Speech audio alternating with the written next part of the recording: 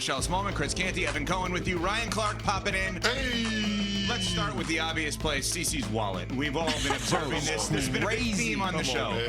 Go ahead, fire away. One, though, he's such a large man. If he had a small wallet, I'd be nervous. Yeah, okay. Right? Because, like, if he just walked around one of those billfolds, it'd be weird. Okay. And the other part is, like, when you got a lot of money, you need a big wallet. Stop. I don't even carry cash like that. Yes, you do.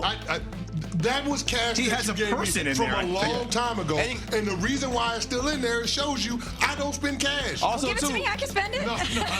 Now, Chris, for somebody to have a MasterCard, a Visa, American Express, a Discover, you got to have all those in there for it to get that fast. You think it's a lot of credit cards. What it really is insurance cards, is PBA cards for when I get pulled over. It's all of the cards that you got to show.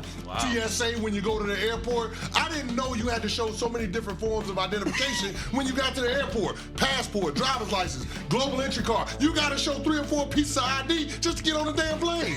That's all of that stuff in my wallet. Still a lot of cash, though. Can you just hold it up so the camera could see it, by the way, for those on ESPN too? I mean, it's become a huge thing. It's bigger than It looks like a sunglasses case. The George Costanza wallet. Yeah, his wallet like an Egg McMuffin.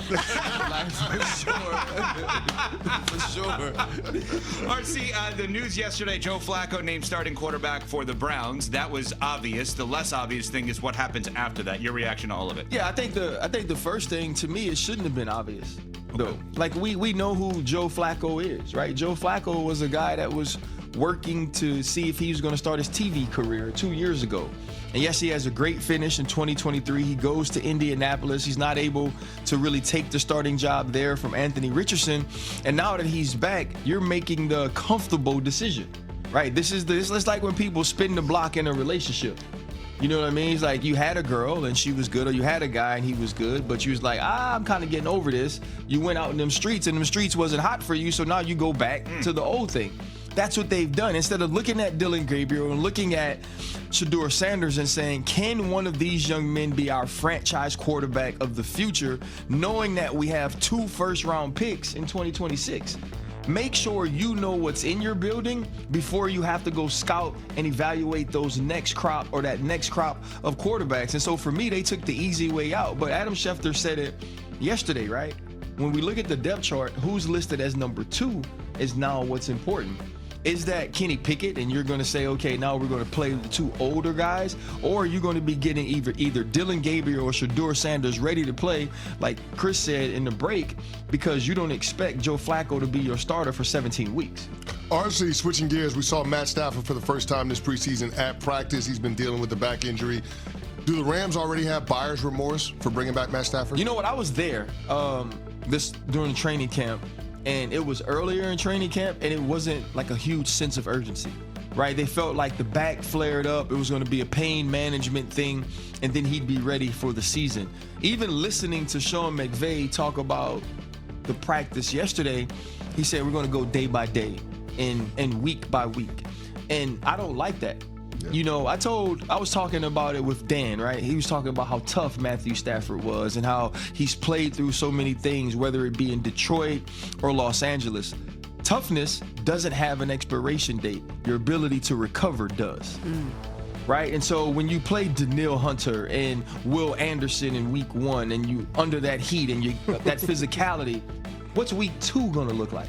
And what's week 3 going to look like? And this is a team that was a drive away from hosting the NFC Championship. So we understand they have championship level aspirations. And that only happens if Matthew Stafford is the quarterback. And so I don't know if it's buyer's remorse, Canty, as much as you have to be thinking to yourself, what level of Matthew Stafford will we be getting, and is that enough to compete with the Eagles, the Detroit Lions, and some of the top-tier teams in the NFC? Ryan, if Matthew Stafford is compromised, who does that open the door for in the NFC West? I don't know. Like, to be honest, I think we're sleeping on San Francisco. I think San Francisco, when you look at what happened to them last year, some of the injuries, some of the things that they dealt with, this is a team that kind of fell off our map as a contender. But what happens is when you're really bad the season before, you get to play the last place schedule.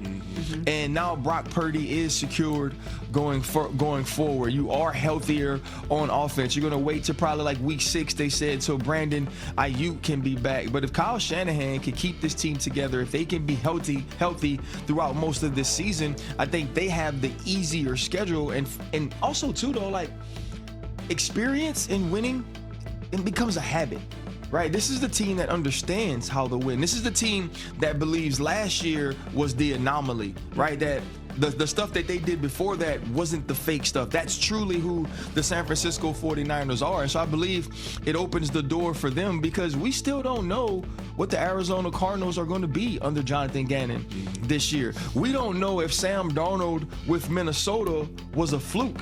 Right, Mike McDonald, I think, is a genius defensively, and I believe they'll be really good on the defensive side of the football. But who do they become offensively? And so I think San Francisco is the team I'd have the most confidence in based on what I've seen them do. We're talking with Ryan Clark, of course, ESPN NFL analyst. Get up, First Take. You'll see him today. You just led me into something. I would take the over on games played and snaps played for Jalen Milroe and Stetson Bennett this year. Seattle and LA, respectively. Not that I don't think the starters. So you think Stetson plays more than Jimmy G? I think if Stafford gets hurt in game, Jimmy G plays. If he's out for a while, why not give Stetson Bennett a chance? Why give Stetson Bennett a chance? I'll tell you what. It's a very fair, and I'm not suggesting he's a Hall of Famer by any stretch of imagination. If you have 2 first-round picks next year, like they do, same situation as Cleveland. If somehow, some way, you find needle in the haystack and you have a mid-round quarterback on that dollar figure with 2 first-round picks that could be your franchise quarterback, you've hit the lottery. I would just give him a game or two. I think, but I think Cleveland and the Rams are in different positions. The Rams aren't in a position to just be trying to see if Stetson Bennett can play. The Rams are in position that Jimmy G, for whatever it's worth, however you feel about it, has started in a Super Bowl. Oh, yeah. Has been to multiple NFC championships. And you have Devontae Adams, who is an upgrade over where Cooper Kupp was last year. Puka Nacua is a star. Kyron Williams just signed an extension. You feel like you have a good team, right? And so defensively, you have one of the best fronts in all of football. I don't think Sean McVay is going to be in a spot where he's like, let's see if Stetson Bennett can go from walk-on to Pro Bowl quarterback. Yeah. Like that. I'm going to call the Falcons and see what's up with Kirk Cousins. Yeah. You know what I'm saying? Like this you is up? Yeah. Like, this is a team. What about Milroe? I liked him so much at I loved his resiliency at Alabama. I loved the fact that he didn't run away from anything. I maybe it's just that I'm rooting for him and I want him to be great.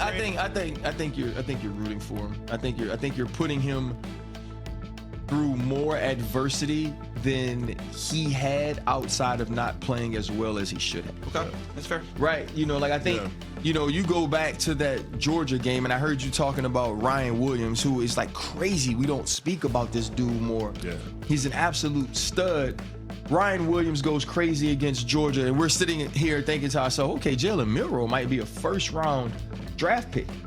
And then the season sort of tanks. You lose to Vanderbilt.